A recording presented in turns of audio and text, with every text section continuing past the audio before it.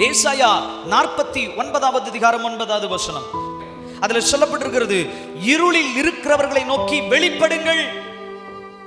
ரட்சிப்பின் ஒளியை, வேதத்தின் வெளிச்சத்தை பார்க்காமல் உண்மையான இரட்சகரை அறியாது எத்தனையோ ஜனங்கள் இருளிலே இருக்கிறார்கள். கர்த்தருடைய ஆவியானவர் இந்த நவம்பர் மாதத்தில் ஒரு கூட்ட ஜனத்தை இருளில் இருந்து வெளியரங்கமாக்க போகிறார். அவர்களை பார்த்து சபையாக நாம், ஊழியனாக நாம், அவருடைய வேலைக்காரனாகிய நாம் சொல்ல வேண்டிய காரியம், இருளில் இருக்கிறவர்களை நோக்கி வெளிப்படுங்கள். இந்திய தேசம் எல்லா இடத்திலும் வெளிச்சம் இருக்குதா? இல்லையே. வெளியே புறப்பட்டு வாங்க. நீங்க எந்த இருள இருந்தாலும் சரி, எந்த மனுஷனை பிரகாசிப்பிக்கிற மெய்யான வழி இயேசுவை பிரசங்கிக்கிறேன். உங்களுடைய வாழ்க்கை வெளிச்சமாய் மாற்றுவார். இந்த நவம்பர் மாதத்துல இருளில் நடக்கிறவர்கள், இருளின் தேசத்தில் இருக்கிறவர்களுக்கு கர்த்தருடைய ஆவியானவர் தீர்க்கமாய் பேசுகிறார்.